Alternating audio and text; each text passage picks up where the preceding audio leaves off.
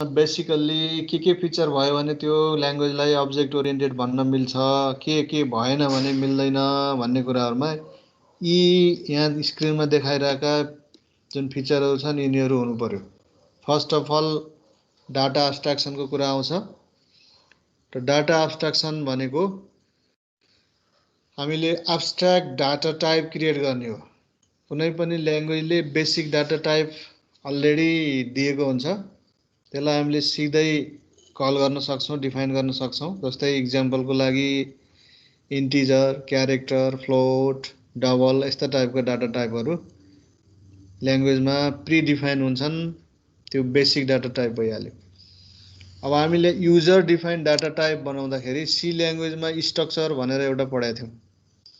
र त्यो स्ट्रक्चर भित्र के राखिन्थ्यो भन्दाखेरि डिफरेन्ट टाइपको डाटा जसले कुनै एउटा एन्टिटीलाई रिप्रेजेन्ट गर्छ। जस्तै स्टुडेन्ट भन्यो भने नेम होला, त्यसको टाइप क्यारेक्टर स्ट्रिङमा आउँछ, रोल नम्बर इन्टिजरमा आउँछ। अनि कुनै मार्क्सको कुरा गर्यौं, मार्क्सहरु राख्नु पर्यो भने फ्लोटमा आउला। अनि त्यस्तै एड्रेस पनि क्यारेक्टर स्ट्रिङमा आउला हैन। त्यस्तै एज भन्नु पर्यो, एजको लागि पनि एउटा इन्टिजर नम्बर होला। हो यस्तै किसिमले डिफरेन्ट डाटा टाइपहरुलाई एकै ठाउँ राख्नेलाई हामीले स्ट्रक्चर भनेर त्यहाँ पढेका थियौं। स्ट्रक्चर भनेको एउटा heterogeneous data type, that is the user defined data type भनिन्थ्यो। अब त्यस्तै खालको युजर डिफाइन्ड डाटा टाइप नै हो हामीले बनाउनु पर्ने। र त्यसलाई एब्स्ट्र्याक्ट डाटा टाइप भनेको त्यसमा डाटा मात्रै होइन कि सँगसँगै त्यो डाटालाई अपरेट गर्ने अपरेटरहरु भन्नुको अर्थ यहाँ कुन अर्थमा भनेको प्लस माइनस मात्र भन्न खोजे हैन। Operator means those which operates on those data. त्यसलाई यहाँ चाहिँ अर्को अर्थमा फंक्सन भन्न सक्छौं। कुनै एउटा function is also operator for those data, जसले सर्टेन केही न केही टास्क, केही न केही एक्सन गर्छ। त त्यस्ता खालका फंक्सन त सी मा फंक्सन भने जस्तै कुनै ल्याङ्ग्वेजमा प्रोसिड्युर भन्छ त्यसैलाई, कुनै ल्याङ्ग्वेजमा त्यसलाई सब रुटिन भन्ने गरे हुन्छ, कुनैमा सब प्रोग्राम भन्छ। यो नाम जेसुकै दिए पनि एउटै कुरालाई रिप्रेजेन्ट गरे हो त्यो। र हामीले सिम्पली फंक्सन भनेर बुझौं। अब यो अब्जेक्ट ओरिएन्टेडमा कतै यही C++ मै पनि मेथड भन्ने गरे हुन्छ। जावामा टोटल्ली मेथड मात्रै भन्छ, त्यहाँ फंक्सन भन्ने टर्मै युज गर्दैनन् जावा ल्याङ्ग्वेज पढ्नेले। अनि बुकहरुमा पनि सबै त्यस्तै लेख्या हुन्छ, त्यहाँ चाहिँ मेथड भन्ने वर्ड नै फेमस छ। त C++ मा मेथड पनि भन्ने हुन्छ कतै कुनै बुक्सहरुलाई मेथड भन्ने टर्म युज गरे हुन्छ, कुनैमा चाहिँ फंक्सन भन्ने हुन्छ। र हामीले सी मा फंक्सन भन्यौ, यहाँ पनि फंक्सन भनेरै जाउँ बुझ्न सजिलो। र मेथड भनेर कहीं देखियो भने पनि त्यो फंक्सन हो भन्ने बुझ्नु। अब यसमा एब्स्ट्र्याक्ट डाटा टाइप बनाउने भनेको त्यही कुरा हो। अब्जेक्ट कुनै एउटा छ र त्यो अब्जेक्टलाई रिप्रेजेन्ट गर्ने डाटाहरु प्लस त्यसमा अपरेट गर्ने फंक्सनहरुलाई सँगसँगै हामीले राखेर एउटा डाटा स्ट्रक्चर क्रिएट गर्छौं। त्यो कुरा यो C++ मा क्लास भनेर आउँछ। त्यस्तै अरु पनि कुनै पनि अब्जेक्ट ओरिएन्टेड ल्याङ्ग्वेजमा गयो भने क्लास नै भन्छ। त class is a data structure. त्यहाँ भित्र डाटा पनि हुन्छ अब्जेक्टलाई रिप्रेजेन्ट गर्ने, जसलाई एट्रिब्युट्स अफ अब्जेक्ट्स, र फंक्सनहरु पनि हुन्छ त्यो अब्जेक्टको एट्रिब्युट्सहरुमाथि एक्सन गर्ने, जसलाई बिहेभियर अफ अब्जेक्ट भन्न सकिन्छ। त्यो सबैलाई एकै ठाउँ राखेर एउटा बन्डल बनाउने काम, that is the abstract data type. र त्यही कुरालाई इन्क्याप्सुलेसन भन्ने वर्ड अर्को आउँछ। इन्क्याप्सुलेसन प्रोपर्टी भनेको डाटा र फंक्सनलाई एकै ठाउँ बाइन्ड गर्ने भनेको चाहिँ इन्क्याप्सुलेसन हो। अब्जेक्ट ओरिएन्टेडमा त्यो नभई हुँदैन, हुनै पर्यो। So encapsulation is most important feature. त्यस्तै किसिमले डाटा एब्स्ट्र्याक्सन भनेको इन्क्याप्सुलेट गरेर मात्रै हुँदैन। फेरि इन्क्याप्सुलेसन र एब्स्ट्र्याक्सन भनेको दुईटै एउटै कुरा भनेर अलिकति डिफरेन्ट बुझ्नु पर्यो। इन्क्याप्सुलेसन भनेको डाटा र फंक्सनलाई एकै ठाउँ बाइन्ड गरेर क्लास भित्र राख्ने हो। डाटा एब्स्ट्र्याक्सन भनेको त्यसलाई एब्स्ट्र्याक्ट बनाउने, हाइड गर्ने। जस्तै यो थर्ड पोइन्टमा इन्फर्मेसन हाइडिङ भनेको छ, सँगसँगै त्यो पनि आउँछ। इन्फर्मेसन हाइडिङ भनेको लुकाउने इन्फर्मेसनहरु। र कसरी लुकाउने भन्दाखेरि त्यहाँ चाहिँ प्राइभेट बनाएर राखिन्छ डाटाहरूलाई। कुनै फङ्सन पनि अरूलाई एक्सेसिबल नदिने हो भने प्राइभेट बनाएर राखिन्छ। र यो प्राइभेट इन्टिटीहरू जे हामी डिफाइन गर्छौँ, क्लास बाहिरको अरू एक्सटर्नल इन्टिटीले कसैले पनि एक्सेस गर्न सक्दैन। That means information hiding. र त्यो हाइडिङको कन्सेप्ट कसले दिन्छ भन्दाखेरि डाटा एब्स्ट्र्याक्सनले। र एब्स्ट्र्याक्सन कसरी गर्ने भन्दाखेरि फङ्सन, डाटा यो दुवैलाई सँगै एउटै क्लासभित्र डिफाइन गरेर राख्ने, अनि त्यसलाई प्राइभेट प्रोटेक्टेड के गराउने हो त्यो गरेर सबैले एक्सेस गर्न नमिल्ने गरी एक्सेस कन्ट्रोल गर्ने। र त्यो मेकानिजम भनेको data abstraction. Encapsulation, making the capsule bundle of data and function together into the single unit. त्यस्तै इन्फर्मेसन हाइडिङ भनेको मेकिङ द प्राइभेट डाटा। त यो पार्ट हुनु पर्यो first of all object oriented प्रोग्रामिङमा। र यति गर्नको लागि क्लास भन्ने चाहिन्छ। र क्लासले कुनै पनि अब्जेक्टलाई डिस्क्राइब गर्छ र डिस्क्राइब गर्दाखेरि यो प्रोसेस एप्लाई भएको हुन्छ। Data abstraction, इन्क्याप्सुलेसन and information hiding, यिनीहरू भनेको अब्जेक्ट ओरिएन्टेड प्रोग्रामिङमा हुने फिचरहरू भए। र अर्को इम्पोर्टेन्ट फिचर भनेको पोलिमर्फिजम हो। मैले हिजो पनि अलिअलि भनेको थिएँ, हिजो अलिकति क्लासमा डिस्टर्ब भएर त्यति नसुन्ने हुन सक्छ, त्यही भएर फेरि रिपिट गर्दैछु। पोलिमर्फिजम। र पोलिमर्फिजम भनेको चाहिँ एउटै entity that can have in many firms, धेरै फर्ममा हुन सक्ने भनेको एउटै इन्टिटीको मल्टिपल रोलहरू हुन सक्ने, त्यो कुरालाई यहाँ पोलिमर्फिजम भनेर भनिन्छ। र पोलिमर्फिजममा जस्तै इक्जाम्पलको लागि एउटा अपरेटर छ र त्यो अपरेटर प्लस अपरेटर लिउँ, र त्यो प्लस अपरेटरलाई हामीले के को लागि युज गर्छौँ प्रोग्रामिङमा भन्दाखेरि बेसिकल्ली प्रोग्रामिङ ल्याङ्ग्वेजले जे डिफाइन गरिदिएछ, जे हामीलाई प्रिडिफाइन छ, त्यही कुरा हामीले सिधै युज गर्न सक्छौँ, सिधै त्यसलाई युटिलाइज गर्न सक्छौँ। जस्तै इक्जाम्पलको लागि प्लस भन्ने अपरेटर एडिसन अफ नम्बर्स, नम्बरहरूको एडिसन गर्नलाई डिफाइन गरेछ, त्यही कुरा सी ल्याङ्ग्वेजमा हामीले युज गरे हो। जस्तै दुईटा इन्टिजर छ, suppose a and b, we have to add two integers a plus b, हामीले सिधै ए प्लस बी भनेर लेख्न सक्छौँ। यसरी ए प्लस बी लेखेपछि त्यसको दिने रिजल्ट भनेको दुईटाको सम आउने भयो। त यो दुईटाको सम सजिलै क्याल्कुलेट गर्छ, हामीले अरू केही एक्स्ट्रा केही लेख्नु पर्दैन, किनकि ल्याङ्ग्वेजले अलरेडी बेसिक डाटा टाइपको रूपमा प्लसलाई डिफाइन गरिदिइसकेको छ। हर कोही ल्याङ्ग्वेजमा यो चाहिँ गरे हुन्छ। अब त्यही प्लसलाई हामीले सपोज सी ल्याङ्ग्वेजकै कुरा गर्दाखेरि एउटा स्ट्रक्चर बनायौँ अरे। स्ट्रक्चर कस्तो बनायो? सिम्पल एउटा स्ट्रक्चर, सपोज पोइन्ट, र एउटा कोअर्डिनेट पोइन्ट भन्ने स्ट्रक्चर बनाइदिउँ। त्यो पोइन्टभित्र हामीले दुईटा डाटा मेम्बर राख्यौँ, एउटा एक्स कोअर्डिनेट, एउटा वाइ कोअर्डिनेट, एज इन्टिजर हुनसक्छ अर फ्लोट जे पनि हुनसक्छ, राख्यौँ। अब त्यसको भेरिएबल दुईटा बनायौँ, ए र बी भन्ने भेरिएबल बनायौँ। त त्यो दुईटा भेरिएबललाई जोड्नु पर्यो, अब दुईटा पोइन्टको सम निकाल्नु पर्यो भने सिधै ए प्लस बी लेखिदियो भने काम गर्दैन। किन गर्दैन भन्दाखेरि सी ल्याङ्ग्वेजले अब हामीले डिफाइन गरेको भेरिएबलमा कसरी अपरेट गर्ने, के भ्यालु जोड्ने, कसरी डिफाइन गरेको छ त्यो सबै आफै बुझ्दैन, त्यही भएर गर्न सकेन। र त्यसलाई हामीले बुझाउन पनि सक्दैनौँ अपरेटरलाई। खालि हामीले के गर्न सक्छौँ त्यहाँ भन्दाखेरि त्यो काम गर्न सक्छौँ, टास्क ओरिएन्टेड भनेर जुन कुरा भने मैले प्रोसिड्युरल अप्रोचमा, टास्क हामी कम्प्लिट गर्न सक्छौँ। कसरी? त्यसको लागि एउटा एड भन्ने अथवा सम भन्ने कुनै एउटा फङ्सन डिफाइन गरौँ, त्यो फङ्सनमा दुईटा आर्गुमेन्टको रूपमा त्यो भेरिएबलहरूलाई पास गरौँ, अनि त्यहाँ गएर एक्स एक्स कोअर्डिनेट जोडौँ, वाइ वाइ कोअर्डिनेट जोडौँ, अनि थर्ड एउटा अब्जेक्ट एउटा भेरिएबल बनाएर त्यसलाई रिटर्न गरौँ भनेर त्यस किसिमले एडिसनको लागि फङ्सन लेख्न सकिन्थ्यो। तर सिधै हामीले ए प्लस बी भनेर दुईटा पोइन्टलाई एड गर्न मिल्दैन। अब त्यही कुरालाई पोसिबल बनाउनलाई यहाँ सी प्लस प्लसमा के फिचर दिएछ भन्दाखेरि यो पोलिमर्फिजमको फिचर यसलाई इम्प्लिमेन्ट गरेको छ।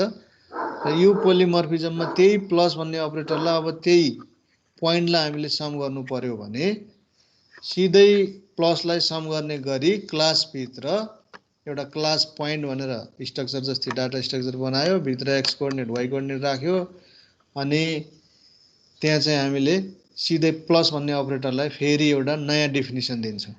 हो त्यसलाई भनिन्छ overloading of operator. So example overloading of operator, त्यो अपरेटर ओभरलोडिङ भनेको एउटा एक्जाम्पल भयो।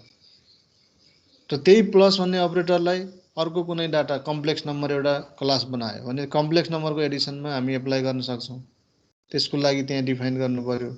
त्यही प्लसलाई अर्को कुनै क्लास जस्तै डिस्टेन्स भन्ने क्लास बनायो जसभित्र metre, kilometre, centimetre individual data मेम्बरहरू छ।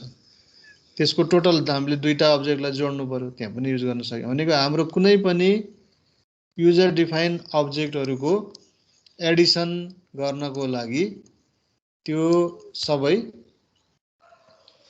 प्लसलाई युटिलाइज गर्न सकिन्छ अपरेटरलाई डाइरेक्टली। भनेपछि प्लसको रोल चाहिँ बढ्यो।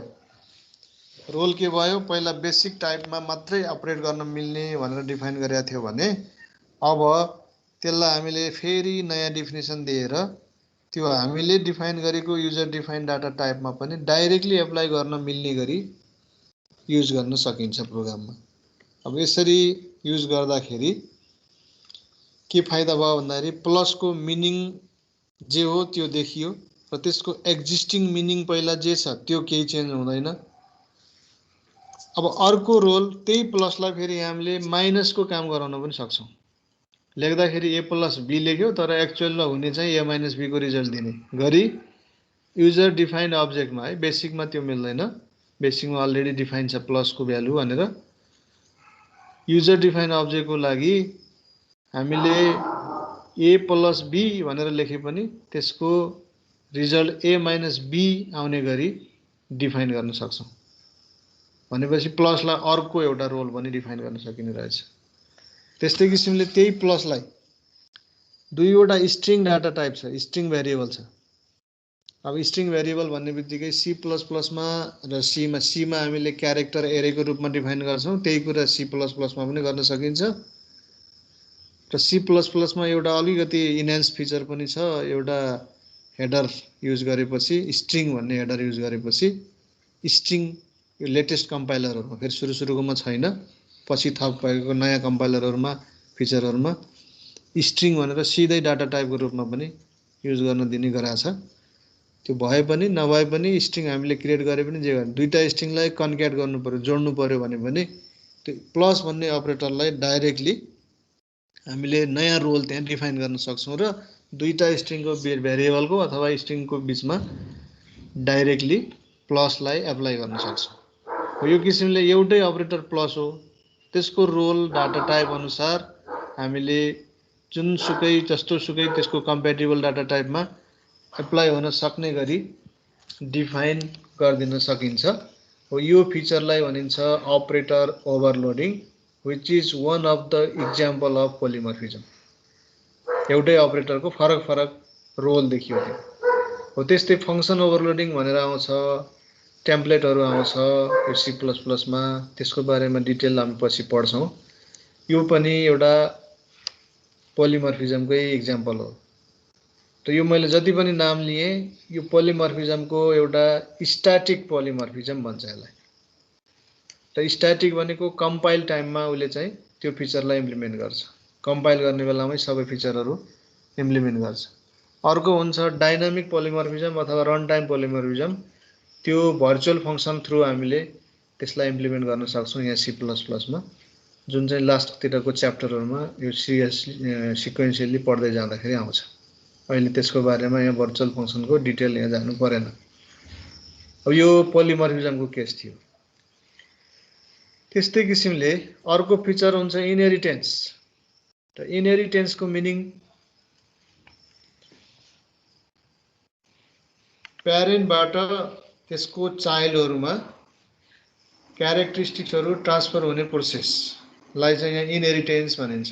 जुन हामीले एनिमल साइन्समा अथवा जीव विज्ञानमा त्यहाँ प्यारेन्टबाट चाइल्डमा त्यसको हेरिडिटी कसरी ट्रान्सफर भइराखेको हुन्छ भन्ने कुराहरू डिस्क्राइब गरेको पाउँछौँ। त्यही कुरा हामीले प्रोग्राममा कसरी युज गर्ने, हाम्रो प्रोग्राममा रियल सिनारियोमा कसरी युज गर्ने भन्दाखेरि कुनै एउटा प्रोग्राम बनायो, कुनै सिस्टम बनायो, त्यहाँभित्र अब्जेक्ट छ, अहिले एउटा किसिमले अब्जेक्टको डिस्क्राइब गरियो, प्रोग्राम बनाइयो, प्रोग्राम इम्प्लिमेन्टेसनमा गयो, सबै भयो र पछि रिक्वायरमेन्ट केही चाहियो, थपियो, नयाँ रिक्वायरमेन्ट केही आइयो भनेपछि नयाँ फिचरहरू केही थप्नुपर्ने भयो त्यो प्रोग्राममा भने अब के गर्ने भन्दाखेरि प्रोसिड्युरल एप्रोचमा अरू विकल्प हुँदैन, त्यही प्रोग्रामको कोडलाई पुरै खोलेर फेरि लेख्नुपर्छ, जम्मै लेख्न नपरे पनि त्यहाँ मोडिफाई गर्ने, थप्ने के हो त्यही पहिलेकै कोडमा गएर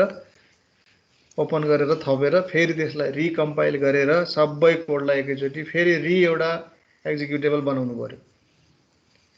अब यहाँ अब्जेक्ट ओरिएन्टेडमा के हुन्छ, त्यही कुरा हामीले पहिला एक्जिस्टिङ जे छ त्यसलाई फेरि गर्नु परेन, जे एडिसनल कुरा हो पहिलाकोबाट डेराइभ गरेर एउटा नयाँ कुरा थप्नुपर्नेहरू मात्रै थपेर मिनिमम कोड मात्रै एड गरेर कम्पाइल गरे पुग्छ। त्यो हिसाबले कोडको पुरै रियुज भयो र पहिलाको प्रोग्रामको फिचरहरू जे छन् त्यो नयाँमा ट्रान्सफरेबल इनहेरिट हुने गरी नयाँ त्यसबाट क्लासहरू डेराइभ गरेर नयाँ प्रोग्राम फेरि एडिसनल मोडिफिकेसन सबै गर्न सकिने भयो। त यो फिचर इनहेरिटेन्सले दिएछ र यो इनहेरिटेन्समा ट्रान्सफरेबल हुने फिचरहरू भन्ने बित्तिकै त्यस्ता फिचरहरू हुन्छन् जुन चाहिँ हामीले क्लासभित्र प्रोटेक्टेड र पब्लिक बनाएर स्टोर गर्छौँ। प्रोटेक्टेड त्यस्तो खालको फिचर जुन चाहिँ त्यसको चाइल्ड क्लासमा मात्रै ट्रान्सफरेबल हुन्छ। प्यारेन्ट क्लासमा प्रोटेक्टेड भन्नु र प्राइभेट भन्नु एउटै कुरा हो, तर प्रोटेक्टेड राखेका चाइल्डमा चाहिँ इनहेरिट हुन्छन् पब्लिक सँगसँगै। प्राइभेट राखेका फिचरहरू जे छन् तिनीहरू ट्रान्सफरेबल हुँदैनन् र प्राइभेट राखेका प्यारेन्टको आफ्नो प्राइभेट प्रोपर्टी हुन्छ, चाइल्डतिर त्यो ट्रान्सफर हुँदैन। त्यस्तो खालको फिचरहरू यसमा हुन्छन् र यो इनहेरिटेन्सले त्यो फिचरलाई यहाँ इम्प्लिमेन्ट गर्छ। So this is also the most important feature of object oriented programming.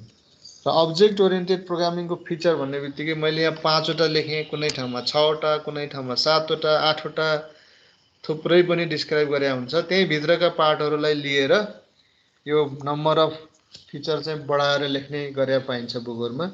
र यसमा पनि यो 5 वटामा पनि बेसिक चाहिँ 4 वटा चाहिँ एकदमै इम्पोर्टेन्ट भनेर बुझ्नु पर्यो। त्यो कुन भन्दाखेरि डाटा एब्स्ट्र्याक्सन, इन्क्याप्सुलेसन, पोलिमर्फिजम र इनहेरिटेन्स। यो 4 वटा फिचर चाहिँ नहुने भनेर बुझ्नु पर्यो। यो इन्फर्मेसन हाइडिङ भनेको थप पोइन्ट डाटा एब्स्ट्र्याक्सन इन्क्याप्सुलेसनबाटै आएको हो।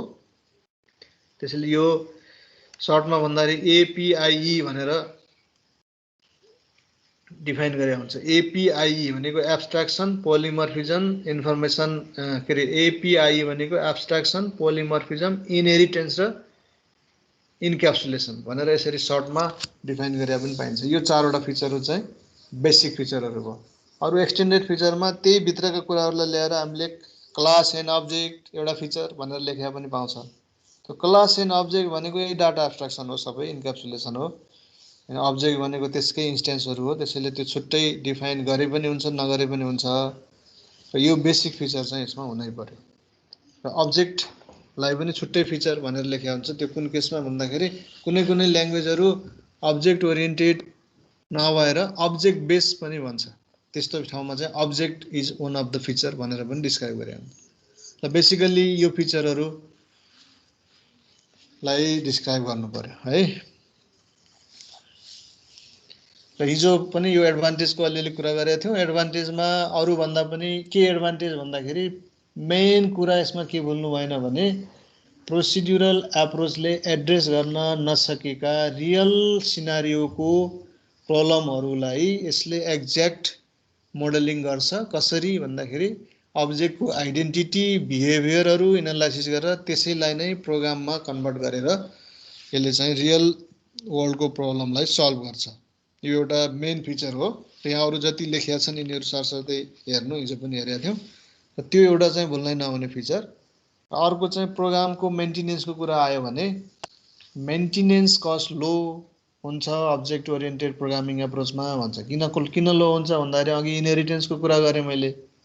इनहेरिटेन्समा अलरेडी भएको कोड भएको प्रोग्रामकोबाट नयाँ डेराइभ गरेर ती सबै फिचरहरूलाई युज गर्दै हामीले केही नयाँ फिचरहरू थपेर बनाउन सक्छौँ। भनेपछि पहिलाको जे छ एक्जिस्टिङ त्यसलाई रियुज गर्न सकिने भयो, डाइरेक्टली रिराइट गर्नु परेन। त्यसले गर्दाखेरि कुनै मोडिफिकेसन इन्हान्समेन्ट गर्नु पर्यो भने जे इन्हान्समेन्ट गर्नुपर्ने हो त्यो मात्रै एड गरे पुग्यो, जे मोडिफाई गर्नुपर्ने हो त्यो मात्रै एड गरे पुग्यो। पुरै प्रोग्रामलाई नै फेरि रिराइट गर्ने रिकम्पाइल गर्ने गर्नुपर्ने अवस्था हुँदैन।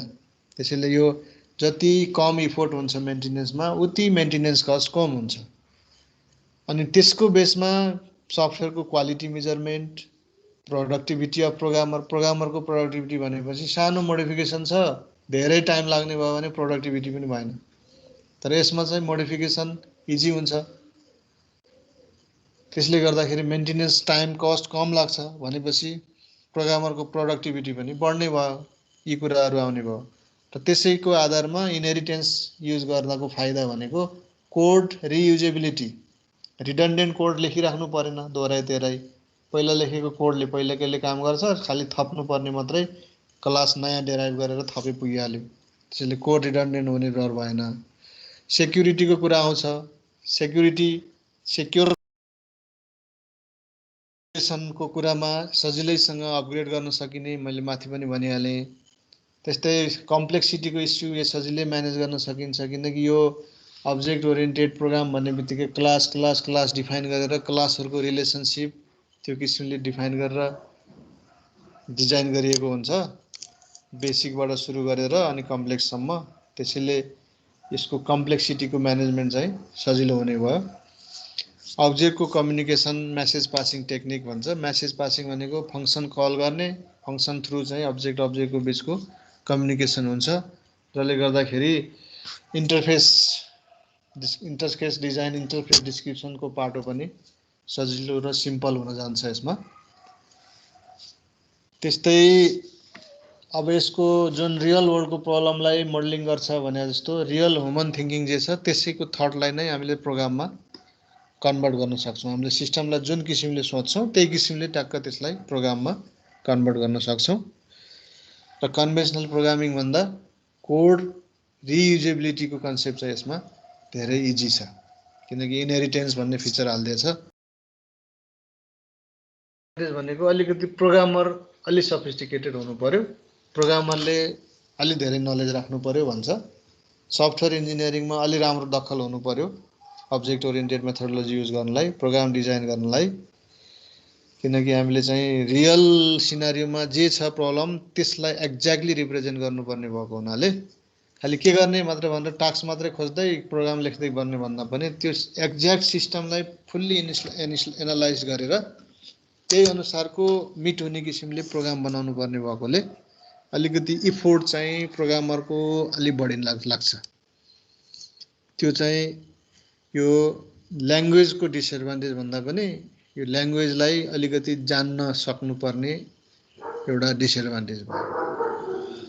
अब लङ रनको प्रोग्रामहरू, ठुलो स्केलको सफ्टवेयर प्रोजेक्टहरू डिजाइन गर्नको लागि, डेभलप गर्नको लागि यो एकदमै बेनिफिसियल हो भने पनि सानो स्केलमा सानोतिनो प्रोग्राम डेभलप गर्नलाई अब्जेक्ट ओरिएन्टेड कन्सेप्टै युज गरेर धेरै त्यो स्केलमा एनालाइसिस गरेर राख्नु भनेको त्यो अलिकति झन्झटिलो प्रोसेस भएको हुनाले ठुलो प्रोजेक्टहरूमा मात्रै यो धेरै बेनिफिट हुन्छ भनिन्छ। र मेसेज पासिङ बिट्विन अब्जेक्टले गर्दा अलिकति ट्रेसिङ डिबगिङको कामहरू अलि डिफिकल्ट हुन्छ भनेपछि यसमा सबै कुराहरू डिसएडभान्टेजमा डिफिकल्टिजको मात्रै कुरा आयो। र प्रोग्रामले यो गर्न सक्दैन ऊ गर्न सक्दैन भन्ने डिसएडभान्टेज जुन प्रोसिड्युरल एप्रोचको जस्तो छैन।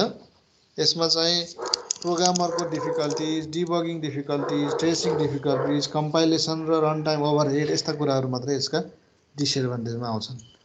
यति कुराहरू हिजो पनि अलिकति डिस्कस गरेका थियौँ। अब एप्लिकेसनको पाटोमा कहाँ एप्लाई हुन्छ भन्दाखेरि ओभरअल जहाँसुकै एप्लाई हुन्छ। अब्जेक्ट ओरिएन्टेड प्रोग्रामिङ हामीले जहाँ जुन फिल्डमा जस्तो ठाउँमा हामीले जस्तो खालको प्रोग्राम बनाउनु पर्ने हुन्छ हरेक ठाउँमा यो object oriented programming concept utilize हुन्छ, जहाँ प्रोग्राम डेभलप गर्नुपर्ने हुन्छ त्यहाँ युटिलाइज हुन्छ। अब प्रोग्राम डेभलप गर्नुपर्ने फिल्ड भनेको जहाँसुकै हुनसक्छ। हाम्रो सिम्पल घरमा युज गर्ने कामको लागि प्रोग्रामदेखि लिएर अफिसियलदेखि लिएर इन्डस्ट्रियलदेखि लिएर जहाँसुकै हो, त्यसको आधारमा यहाँ केही रिप्रेजेन्टेटिभ फिल्ड एरियाहरू भन्दाखेरि रियल टाइम सिस्टम, सिमुलेसन र मोडलिङ। अब यो रियल टाइम सिस्टम 6 सेमेस्टरमा गएपछि एउटा सब्जेक्ट नै छ, त्यहाँ पढ्दा थाहा हुन्छ सबै कुराहरू।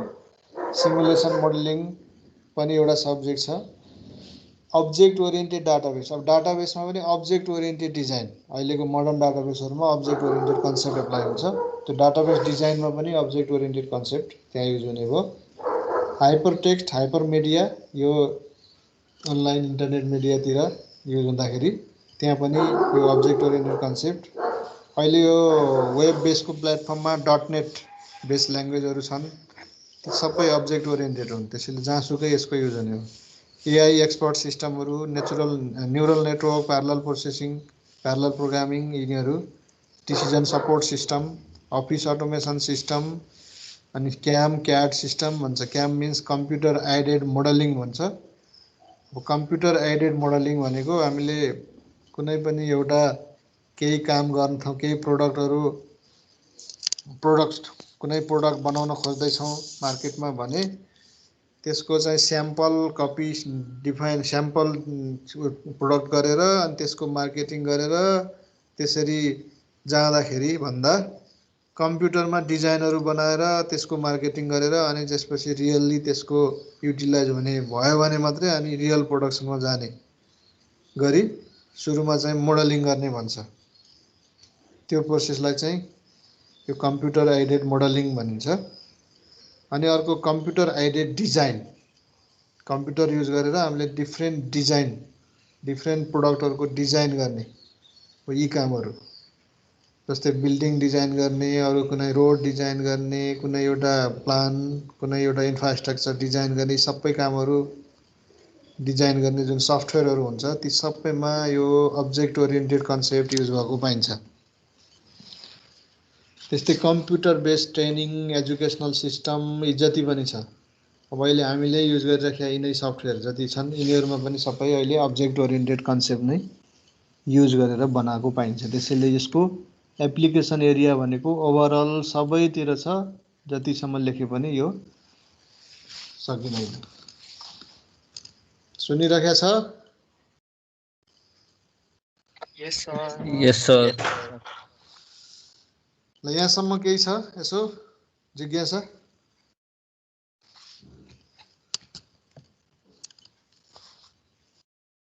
अब कोही नबोलेपछि छैन भन्ने बुझ्नु पर्यो मैले है। अब बोल्दै नबोलेपछि कि केही पनि बुझेन कि भए जतिको सबै बुझ्यो भन्ने बुझ्नु पर्यो। ल यो object oriented language versus object based language, मैले अघि अब्जेक्ट बेस भनेर एउटा कुरा गरेँ। त्यो अब्जेक्ट बेस भने कस्तो भन्दाखेरि यो पनि त्यस्ता ल्याङ्ग्वेज जसले अब्जेक्टको युज गर्छ, त्यसमा अब्जेक्ट युज हुन्छ, तर अब्जेक्ट युज भए पनि अब्जेक्ट ओरिएन्टेड ल्याङ्ग्वेजको सबै फिचर त्यसमा युज हुँदैन, त्यसलाई युटिलाइज गर्दैन भने त्यस्तोलाई ओन्ली अब्जेक्ट बेस्ड ल्याङ्ग्वेज भन्छौँ। अब्जेक्ट मात्रै भएको, अब्जेक्टको केही आइडेन्टिटी र अब्जेक्ट बनाउने भनेपछि त्यसमा सर्टेन इन्क्याप्सुलेसनसम्मको कुरा चाहिँ आउने भयो। एब्स्ट्र्याक्सन, इन्क्याप्सुलेसन, अनि यो अब्जेक्टको आइडेन्टिटी, यति कुराहरू चाहिँ आउँछ अब्जेक्ट बेसमा। र यसले चाहिँ इनहेरिटेन्स भन्ने सपोर्ट गर्दैन। डाइनामिक बाइन्डिङ जुन हामीले भर्चुअल फङ्सन भन्ने एउटा मैले कुरा गरेको थिएँ कि त्यो पार्ट पनि सपोर्ट गर्दैन। र यो डाइनामिक बाइन्डिङ, इनहेरिटेन्स बाहेकको अरू फिचरहरू अब्जेक्ट ओरिएन्टेडको सपोर्ट गर्छ भने त्यस्तो ल्याङ्ग्वेजलाई अब्जेक्ट बेस्ड ल्याङ्ग्वेज भनिन्छ। र खालि यो अब्जेक्ट बेस्ड भन्नु जान्नको लागि मात्रै। र त्यो अब्जेक्ट बेस्ड ल्याङ्ग्वेज हामी यहाँ पढ्दैनौँ अहिले। र इक्जाम्पलको लागि सबभन्दा धेरैले सुनिराखेको देखिराखेको यसो देखिने ल्याङ्ग्वेज भनेको भिजुअल बेसिक भन्छ एउटा। भिजुअल बेसिकमा पनि त्यहाँ हामीले प्रोग्राम डिजाइन गर्दाखेरि त्यहाँ युजर इन्टरफेसमा बटनहरू क्रिएट गर्ने, त्यसपछि गएर फर्महरू क्रिएट गर्ने, यताउता सबै कुराहरू छ। त्यसमा त्यो हरेक चिजलाई एउटा एउटा अब्जेक्ट भनेर बुझिन्छ। त्यसैले त्यहाँ अब्जेक्टको आइडेन्टिटी छ। अब्जेक्ट बनाउने भन्ने बित्तिकै त्यसको एब्स्ट्र्याक्सन इन्क्याप्सुलेसनको पार्ट पनि आइहाल्यो। तर त्यसमा इनहेरिटेन्स डाइनामिक बाइन्डिङ जस्ता फिचरहरू हुँदैनन्, त्यो युटिलाइज गर्न सकिन्न। त त्यो ल्याङ्ग्वेज भिजुअल बेसिक्स यो अलिकति कमन नेम हो, छन् नेपालमा धेरैले सुनिराख्ने। अर्को अडा यी ल्याङ्ग्वेज जस्तै थुप्रै अरू ल्याङ्ग्वेज पनि छन् र यिनीहरू यस्तो टाइपको ल्याङ्ग्वेजलाई अब्जेक्ट बेस्ड ल्याङ्ग्वेज भनिन्छ। अब अब्जेक्ट ओरिएन्टेड ल्याङ्ग्वेज भनेको अघि जति डिस्कस गऱ्यौँ हामीले फिचरहरू, ती सबै फिचरहरू भएका ल्याङ्ग्वेजहरू। इक्जाम्पलको लागि स्मल टक, जाभा, C++, C#, अनि .NETका यी ल्याङ्ग्वेजहरू जति पनि। भिजुअल बेसिक .NET भन्ने छ। .NETमा गएपछि फेरि त्यो अब्जेक्ट ओरिएन्टेड हुन्छ, सबै फिचर सपोर्ट गर्छ। सिम्पल डेस्कटप बेसमा भिजुअल बेसिक भनेर जुन एप्लिकेसन डिजाइन गरिन्छ त्यो भनेको अब्जेक्ट बेस्ड ल्याङ्ग्वेज मात्रै हो। यो अब्जेक्ट बेस भर्सेस अब्जेक्ट ओरिएन्टेडमा के फरक छ भने अब्जेक्ट बेसमा इनहेरिटेन्स एन्ड डाइनामिक बाइन्डिङ जस्ता फिचरहरू हुँदैनन्, जुन चाहिँ अब्जेक्ट ओरिएन्टेडमा हुनैपर्छ। त्यति कुरा बुझ्नु। अब अब्जेक्ट ओरिएन्टेड प्रिन्सिपल र C++ कन्स्ट्रक्टलाई कम्पेयर गर्दाखेरि हामीले अब्जेक्ट ओरिएन्टेडको प्रिन्सिपलहरू फिचरहरूलाई C++मा केले इम्प्लिमेन्ट गरेको छ त, के कुराहरू छ C++मा भन्दाखेरि यो एब्स्ट्र्याक्सन भन्यो जुन डाटा एब्स्ट्र्याक्सन C++मा इम्प्लिमेन्ट गर्ने भनेको के हुन्छ त, त्यहाँ भन्दा क्लासहरू हुन्छ। हामीले क्लास बनाउने हो डाटा स्ट्रक्चरको रूपमा। एब्स्ट्र्याक्ट डाटा टाइप भनेको क्लास एउटा बनाउने हो र त्यही क्लासभित्र अब्जेक्टको आइडेन्टिटी, बिहेभियर सबै कुराहरू त्यही क्लासभित्रै राख्छौँ। अनि प्राइभेट, प्रोटेक्सन सबै कुराहरू त्यही क्लासभित्रै गर्छौँ। डाटालाई फङ्सनहरू पनि त्यहीँभित्रै राख्छौँ। अनि त्यो फङ्सनहरू पनि सँगै राख्ने कामलाई अर्को के भनिन्छ, encapsulation. Data plus function binding together inside the class, that is encapsulation. र इन्क्याप्सुलेसन पनि हामीले कसरी एचिभ गर्न सक्छौँ C++मा भन्दाखेरि क्लास बनाएर। त्यसपछि अर्को इन्फर्मेसन हाइडिङको कुरा गरेको थियो फिचरमा। इन्फर्मेसन हाइडिङ कसरी पाउन सक्छौँ C++मा भन्दाखेरि त्यही क्लासभित्र पब्लिक अनि प्राइभेट मेम्बरहरू डिफाइन गरेर। अर्को पनि हुन्छ एउटा पब्लिक र प्राइभेट बाहेक प्रोटेक्टेड भन्ने। प्रोटेक्टेड सबै ठाउँमा युज हुँदैन, त्यो इनहेरिटेन्स जहाँ हामीले युज गर्नुपर्ने हो त्यहाँ मात्रै आइडेन्टिटी जुन क्लास बाहिरबाट डाइरेक्टली एक्सेसिबल हुन्छ, यो भनेको पब्लिक भन्ने। पब्लिक भनेको यसै पनि बुझियो, पब्लिक जसले पनि एक्सेस गर्न पाउने।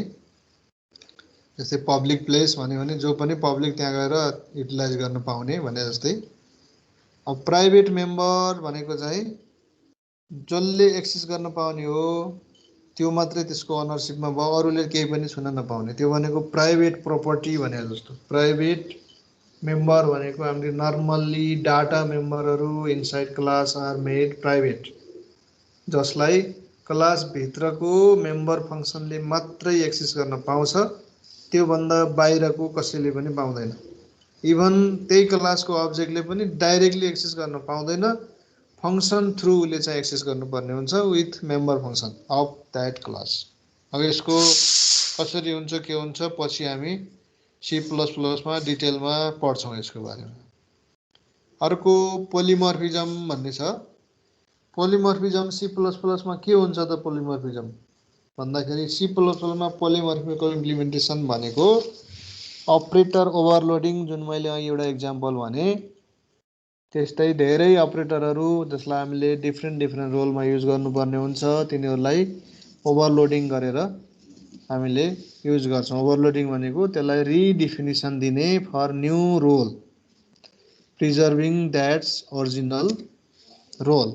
ओरिजिनल रोललाई केही इफेक्ट नहुने गरी नयाँ रोल डिफाइन गर्ने काम हो अपरेटर ओभरलोडिङको। त्यस्तै टेम्प्लेट्सको कुरा छ, लास्टतिर हामी टेम्प्लेटको बारेमा पढ्छौँ यसमा। त्यो पनि C++मा यो टेम्प्लेटको मेकानिजम छ, जसले फङ्सन ओभरलोडिङको काम एउटा टेम्प्लेट बनाएर गर्न सकिन्छ। भनेको डिफ्रेन्ट डाटा टाइपलाई एउटै फङ्सनले ह्यान्डल गर्न सक्ने गरी एउटा टेम्प्लेट डिजाइन गर्न सकिन्छ। अनि अर्को हुन्छ यहाँ मैले यसमा मेन्सन नगरेको फङ्सन ओभरलोडिङ भनेको एउटै नामको मल्टिपल फङ्सनहरू हामीले एउटै प्रोग्रामभित्र युज गर्न पाउँछौँ C++मा। जुन सी ल्याङ्ग्वेजमा एउटै नाममा एकभन्दा बढी फङ्सन लेख्नै पाइँदैन। त यो C++मा भएको यो फिचर पोलिमर्फिजमको एउटा इक्जाम्पल। र अर्को भर्चुअल फङ्सन भनेको डाइनामिक बाइन्डिङ भनेर जुन थियो डाइनामिक पोलिमर्फिजमको एउटा फिचर एउटा इक्जाम्पल भर्चुअल फङ्सन हो। र यो भर्चुअल फङ्सन पनि यसमा C++मा एज अ पोलिमर्फिजमको इम्प्लिमेन्टेसनको रूपमा आउने हो। अब अर्को चाहिँ इनहेरिटेन्स कसरी पाउँछौँ हामी C++मा भन्दाखेरि इनहेरिटेन्स भनेको एउटा क्लासबाट अर्को डेराइभ क्लासहरू डिफाइन गर्ने त्यति बेला प्यारेन्ट क्लासको ट्रान्सफरेबल फिचरहरू जति छ प्राइभेट प्रोपर्टी बाहेक पब्लिक र प्रोटेक्टेड मेम्बरहरू तिनीहरू सबै यो डेराइभ क्लासमा इनहेरिट भएर आउँछ। र यो C++मा अब्जेक्ट ओरिएन्टेड कन्सेप्ट हामी यो टर्मबाट चाहिँ युटिलाइज गर्छौँ। त्यसै यो हाम्रो बेसिक कन्सेप्ट थियो अब्जेक्ट ओरिएन्टेड प्रोग्रामिङ र प्रोसिड्युरल प्रोग्रामिङ एप्रोचमा। ल यसमा कसैलाई केही छ सोध्नुपर्ने?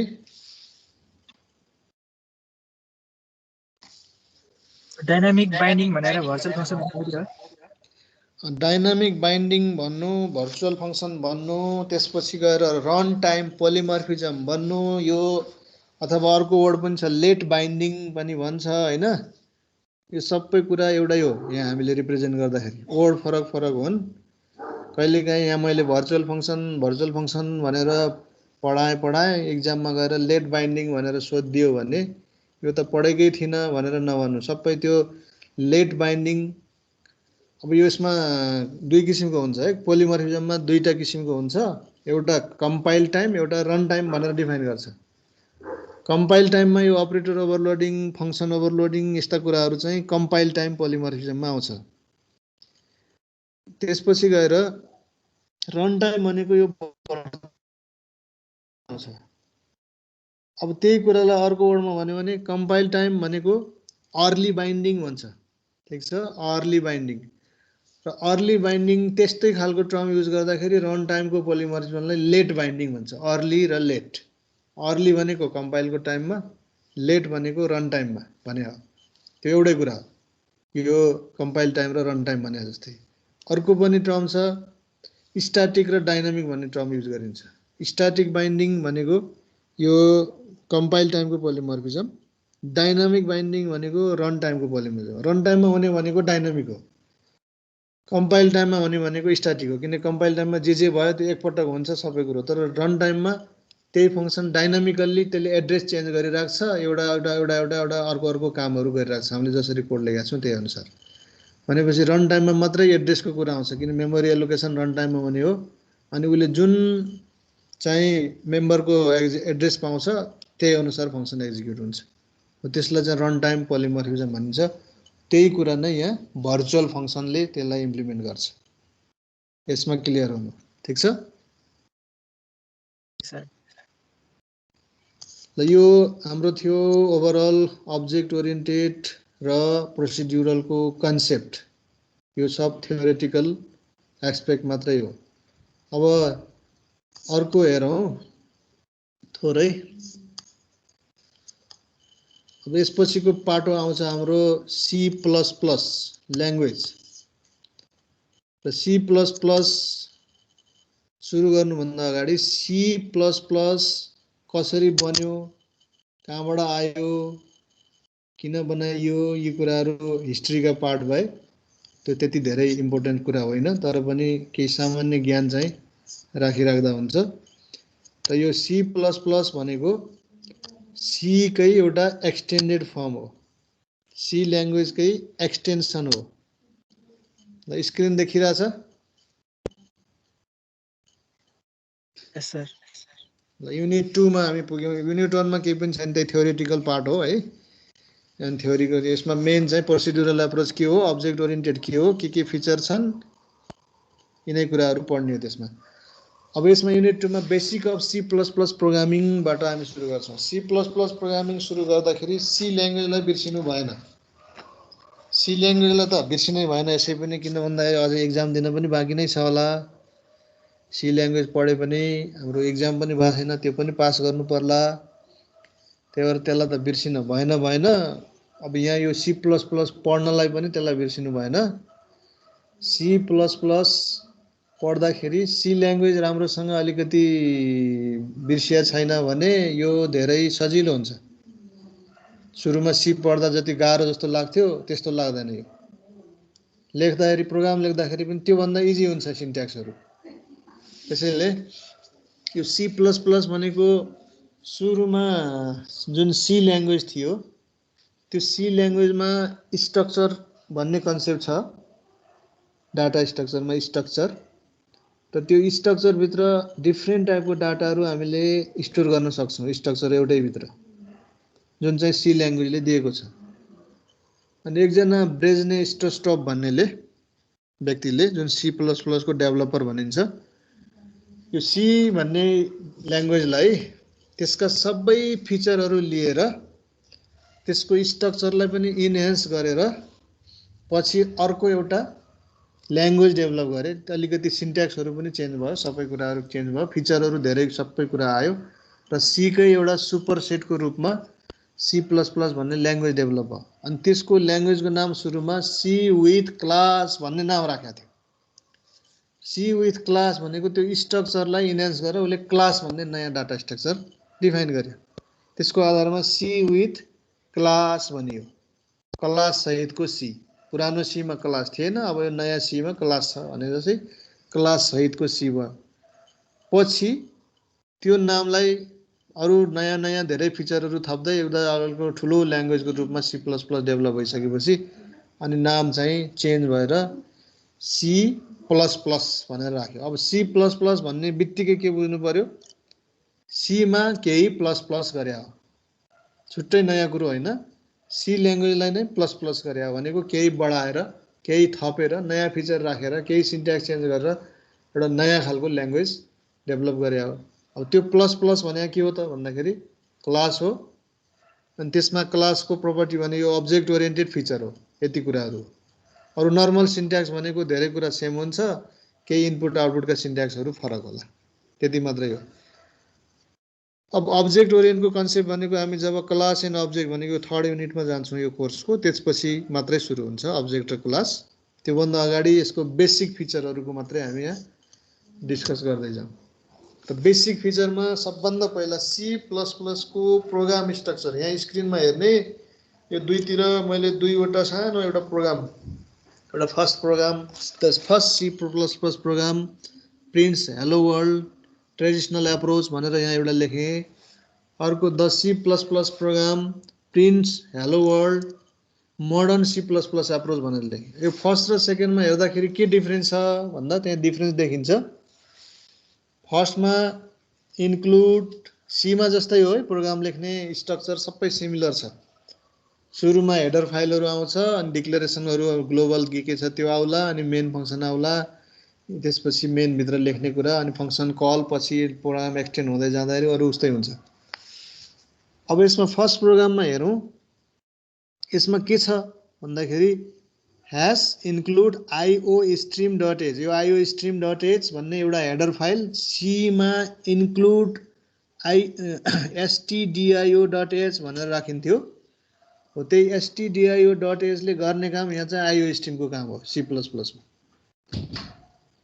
त्यहाँ प्रिन्टएफ स्क्यानएफ भन्ने फङ्सन युज गर्थ्यौँ हामीले इनपुट आउटपुटलाई। यहाँ प्रिन्टएफ स्क्यानएफ होइन, अब यो सी आउट भनेको आउटपुटको लागि, त्यस्तै सी इन भनेको इनपुटको लागि युज गरिन्छ। प्रिन्टएफ र स्क्यानएफ भनेको फङ्सन थियो। फङ्सन भन्ने बित्तिकै सी र सी प्लस प्लसमा के बुझ्नु पर्यो भने कुनै एउटा सेपरेट काम गर्नलाई बनाएको, नाम दिएर बनाएको एउटा कोड सेक्सन हो, जसको नामको पछाडि ओपन र क्लोज एउटा स्मल ब्राकेट हुन्छ। जस्तै मेनको पछाडि अगाडि यहाँ क्लोज ब्राकेट ओपन ब्राकेट छ, यो मेन फङ्सन हो। त्यस्तै फङ्सन भन्ने बित्तिकै यो ब्राकेट ओपन क्लोज आएको हुन्छ। तर यो सी आउट भन्नेमा त्यस्तो आएको छैन। So this cout is not function. अब यो के हो भन्दाखेरि अब्जेक्ट हो। अब अब्जेक्ट ओरिएन्टेड प्रोग्रामिङमा योलाई अब्जेक्ट भनिन्छ। फङ्सनलाई अब्जेक्ट भने होइन कि यो सी आउट भन्ने आफैमा एउटा अब्जेक्ट हो। त्यो अब्जेक्ट कसरी आयो भन्दाखेरि प्री डिफाइन छ, ल्याङ्ग्वेजले अलरेडी यो आइओ स्ट्रिमभित्र क्लासहरू डिफाइन गर्दैछ अनि त्यो क्लासको एउटा इन्स्टेन्सको रूपमा सी आउट आएको। त्यस्तै क्लासको इन्स्टेन्सको रूपमा सी इन भन्ने आउँछ इनपुटको लागि। ठिक छ, यो फर्स्ट इक्जाम्पलमा हेर्ने आइओ स्ट्रिम डट एच छ, मेन छ अनि भित्र सी आउट हेलो वर्ल्ड लेखेको छ। यही कुरा हामीले सी ल्याङ्ग्वेजमा लेखेको भए यहाँ इन्क्लुडभित्र stdio.h लेख्थ्यौँ, यहाँ सी आउटको ठाउँमा प्रिन्ट एफ लेखेर ब्र्याकेटमा ओपन गर्थ्यौँ, लास्टको इन्भर्टेड कमा सेमिकोलन यो भन्दा अगाडि फेरि अर्को ब्र्याकेट राख्थ्यौँ, त्यति फरक हुन्थ्यो। अब यसमा सिन्ट्याक्स त्यो भन्दा इजी छ, ब्र्याकेटहरू युज गर्नु परेन, सिम्पली एउटा अपरेटर आएको छ बिचमा सी आउट र हेलो वर्ल्डको बिचमा। त यो अपरेटरले के काम गर्छ भन्दाखेरि त्यो हेलो वर्ल्ड भन्ने स्ट्रिङ जुन छ अथवा त्यहाँ कुनै भेरिएबल हुनसक्छ, कन्स्टेन्ट हुनसक्छ, एक्सप्रेसन हुनसक्छ, त्यसको भ्यालु जे हो त्यसलाई हाम्रो डिस्प्ले स्क्रिनमा मोनिटरमा जस्ताको तस्तै यो प्रिन्ट गर्छ अथवा डिस्प्ले गरिदिन्छ। यो सी आउटले गर्ने काम त्यो हो। ठिक छ, र यसमा यो प्रोग्रामले त्यति। अब यसमा डिआइओएस को ठाउँमा आइओ स्ट्रिम छ, प्रिन्ट एफको ठाउँमा सी आउट छ, यति छ। अब सेकेन्डमा गएर हेरौँ के फरक छ भन्दाखेरि त्यहाँनिर त्यो डट एच हट्यो। अब अहिलेको कम्पाइलरहरूमा यो हामीले टर्बो सी युज गऱ्यौँ भने यो पछाडि लेखेको प्रोग्राम रन हुँदैन, यो सेकेन्ड प्रोग्राम रन हुँदैन, एरर आउँछ। अब अहिलेको नयाँ कम्पाइलरहरू युज गऱ्यौँ भने त्यो अगाडिको पनि काम गर्छ, पछाडिको पनि काम गर्छ। कुनै कुनै कम्पाइलर यस्ता हुन्छन् जसमा फिचरहरू यो मोडर्न फिचर मात्रै सबै सपोर्ट गर्ने हुन्छ, यो ट्रेडिसनल फिचरमा लेख्यो भने त्यो सपोर्ट गर्दैन फेरि। त्यसैले अब हामीले प्र्याक्टिस के गर्नु पर्यो, यो सेकेन्डमा लेख्या जस्तो स्टाइलले जानु पर्यो। र यसमा आइओ स्ट्रिम भन्ने मात्रै छ, यो हेडर भयो, डट एच भनेर फाइल एक्सटेन्सनमा यसमा राखिन्न, डट एच छैन। त्यसपछि अर्को स्टेटमेन्ट आएको छ, यहाँ हेरौँ युजिङ नेम स्पेस एसटिडी भनेको छ। अब यो नेम स्पेस के हो यसको बारेमा हामी पछि फेरि डिटेलमा पढ्छौँ, वाट इज नेम स्पेस। यो चाहिँ स्कोपसँग रिलेटेड छ, कुनै पनि इन्टिटीको स्कोप कहाँ कहाँ हो भन्ने कुरो डिफाइन गर्नलाई एउटा नेम स्पेस डिफाइन गरिन्छ। र त्यस्तो नेम स्पेस यहाँ अलरेडी प्रिडिफाइन नेम स्पेस एउटा छ, एसटिडी भनेको स्ट्यान्डर्ड नेम स्पेस भन्छ। यही स्ट्यान्डर्ड नेम स्पेस यसको स्कोपभित्र यो सी आउट सी इन यो अब्जेक्टको यिनीहरूको सबै डिफिनिसन त्यहाँभित्र भनेको त्यो यसको एउटा स्कोपभित्र। र यो using name space STD use नगरिकन हामीले यो सी आउट हेलो वर्ल्ड भनेर कल गऱ्यौँ भने यो अनडिफाइन हुन्छ, बुझ्दैन, कहाँ डिफाइन छ यसले थाहा पाउँदैन। त्यही भएर युजिङ नेम स्पेस एसटिडी भनेर यो लाइन युज गरेपछि अब यहाँ सी आउट भनेर कल गर्न सकिन्छ। यो सी आउट कहाँबाट आयो, त्यो एसटिडी भित्रको नेम स्पेस भित्रबाट हामीले कल गरे हो भनेर बुझ्नु पर्यो। त्यसैले यो हरेक प्रोग्राममा इनपुट आउटपुटसँग रिलेटेड आइओ स्ट्रिम भन्ने स्ट्रिम हेडर र युजिङ नेम स्पेस एसटिडी भनेर यो लेख्नु पर्यो। अब मलाई यस्तो लाग्यो कि यो युजिङ नेम स्पेस यो होल नेम स्पेस युज गर्नु छैन, मलाई यो सी आउट मात्रै कल गर्नु छ भनेपछि मैले सिधै त्यो एसटिडी हटाएर यहाँनिर के गर्न सकिन्छ भने एसटिडी यहीँ लेखेर अनि यो डबल कोलन यसरी लेख्यो भने यो लाइन चाहिएन, यो युजिङ भन्ने नाम चाहिएन, किनकि एसटिडी भन्ने नेम स्पेसको सी आउट भन्ने अब्जेक्ट भनेर सिधै यहाँ कल गर्यो। यो पनि छ सिन्ट्याक्स, तर यो युज गरेपछि यसभित्रको अरू सबै इन्टिटीहरू हामीले युज गर्न पायौँ, यो सी आउटलाई मात्रै होइन। फेरि अरू सबैको अगाडि एसटिडी एसटिडी एसटिडी लेखिराख्नु, हरेक ठाउँमा सी आउटको अगाडि एसटिडी सी इनको अगाडि एसटिडी यसरी लेख्नुभन्दा डाइरेक्टली यहाँ युजिङ नेम स्पेस एसटिडी भनेर लेख्यो, यहाँ तल गएर यो जस्ट सी आउट भनेर मात्रै यसरी कल गरे हुन्छ। यो एउटा simple structure, C plus plus प्रोग्रामको बेसिक स्ट्रक्चर। ठिक छ,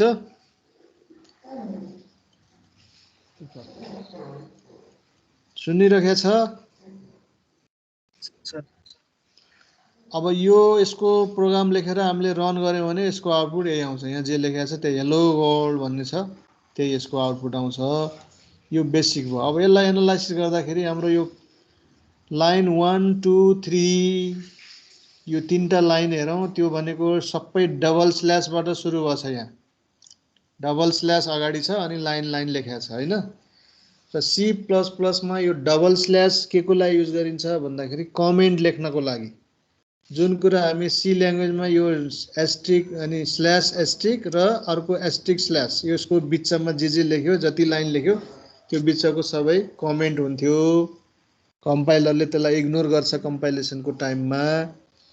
अब यहाँ C++ मा के हुन्छ भन्दाखेरि C++ मा यो सिंगल लाइनमा हामीले कमेन्ट लेख्नु पर्यो भने त्यो लाइनको अगाडि जस्ट डबल स्ल्यास राखिदिने र त्यो डबल स्ल्यास भएको लाइन जहाँ गएर इन्ड हुन्छ त्यहाँसम्मलाई यसले कमेन्टको रूपमा लिन्छ।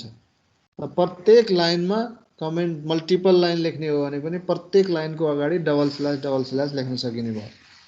तर त्यही कुरा प्रत्येक लाइनलाई सबैलाई कमेन्ट गर्ने हो एकैचोटि धेरै लाइनलाई भने त्यो C को सबै फिचर यहाँ आएकै हुन्छ। C is the subset of C++ भनिसकेपछि C को जम्मै फिचर हुन्छ। हामीले यो C को स्टाइलको कमेन्ट पनि युज गर्न सक्छौँ। त्यसैले दुवै सिंगल लाइन कमेन्ट और single line and multiple line comment. Single लाइनको कमेन्ट प्रत्येक लाइनमा युज गर्न पनि पाइयो एकैचोटि सुरुमा र अन्तिममा यो C को जस्तै किसिमले कमेन्ट लेख्न पाइयो। यो एउटा पहिला लाइनले यो डिस्क्राइब गरेको छ प्रोग्राममा।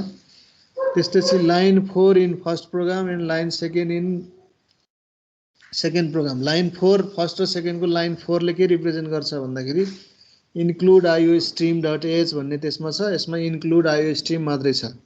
यो ह्यासबाट बिगिन भएको ह्यासबाट सुरु भएकोहरूलाई प्री प्रोसेसर भनिन्छ। सीमा पनि त्यही हो, यहाँ पनि त्यही हो।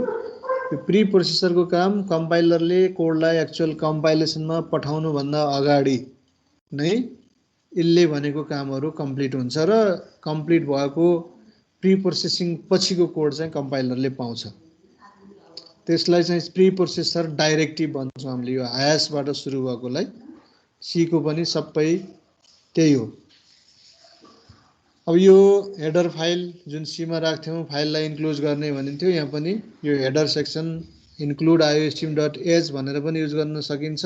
इन्क्लुड IOStream मात्र युज गर्ने अहिलेको नयाँ कम्पाइलरहरूमा। र यो के को लागि हामीले युज गर्यौँ भन्दाखेरि इनपुट आउटपुटको लागि जुन Cout भन्ने अब्जेक्ट कल गरेको छ त्यसको लागि युज गर्यौँ।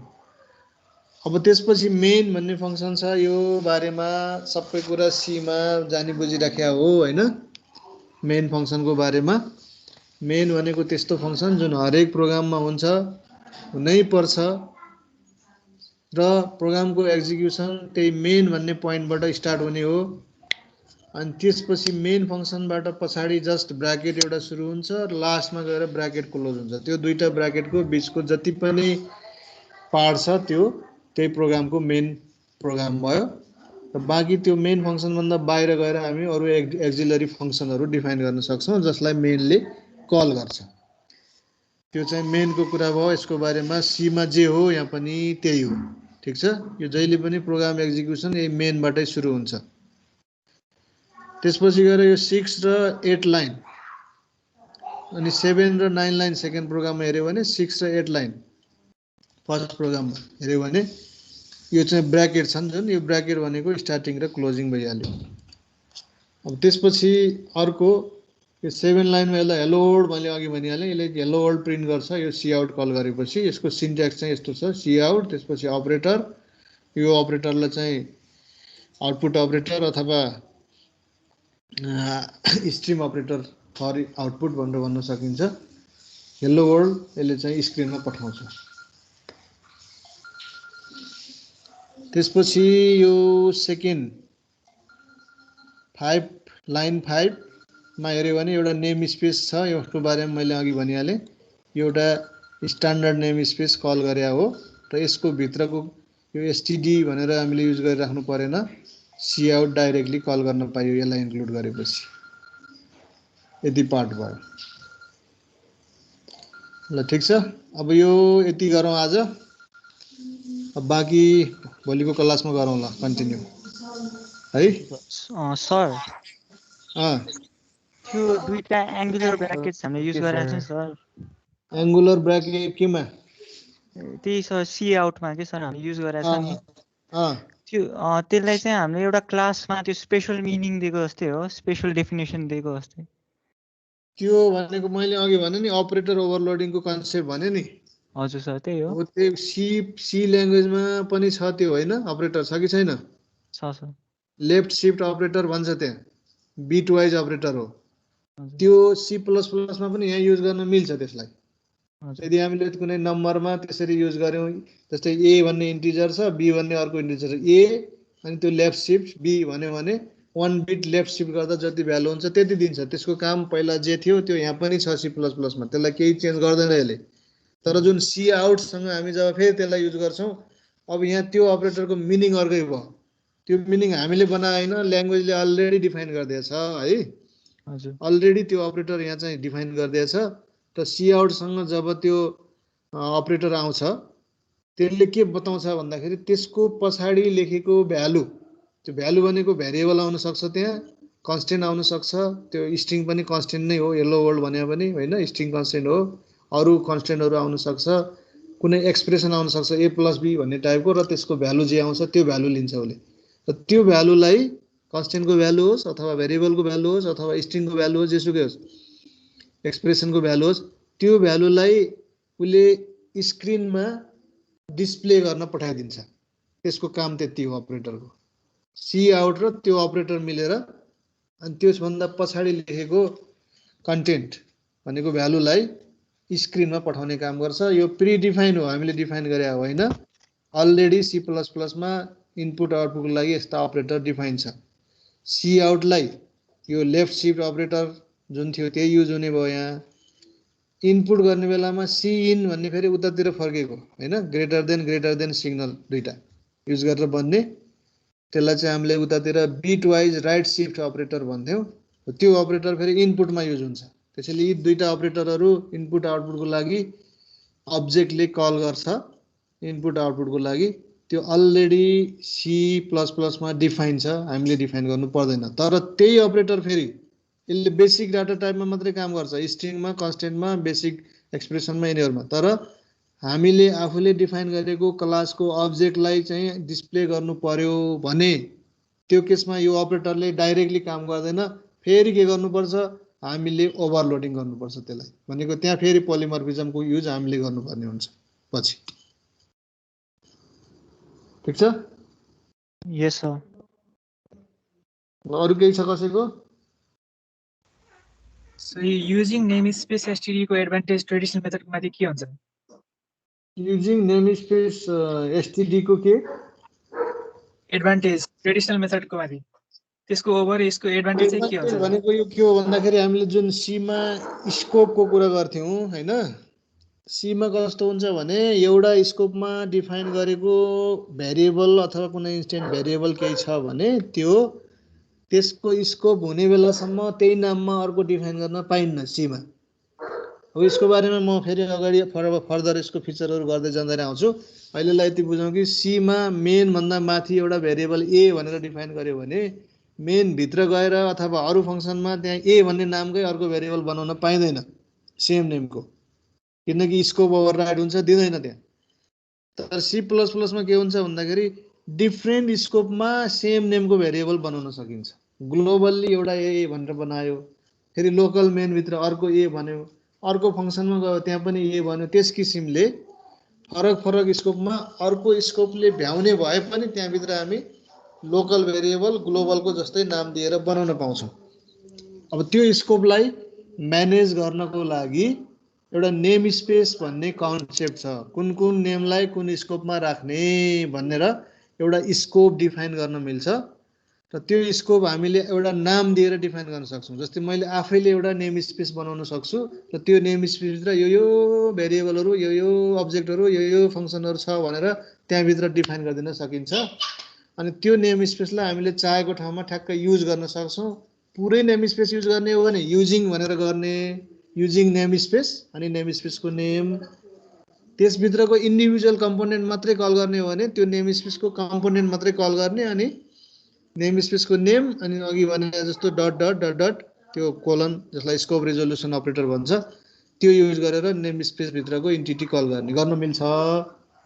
हो यसरी डिफ्रेन्ट नेम स्पेस बनाउन मिल्ने भएको हुनाले यसमा एउटा स्ट्यान्डर्ड इनपुट आउटपुटको लागि पनि अलरेडी एउटा नेम स्पेस बनाएर राख्दैछ।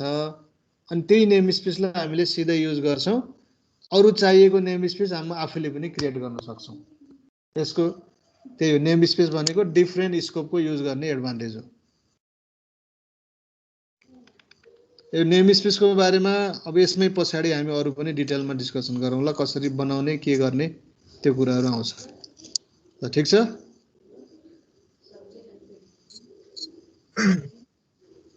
यस सर।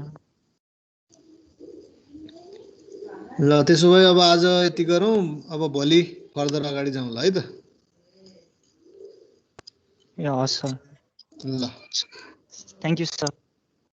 ल बाई।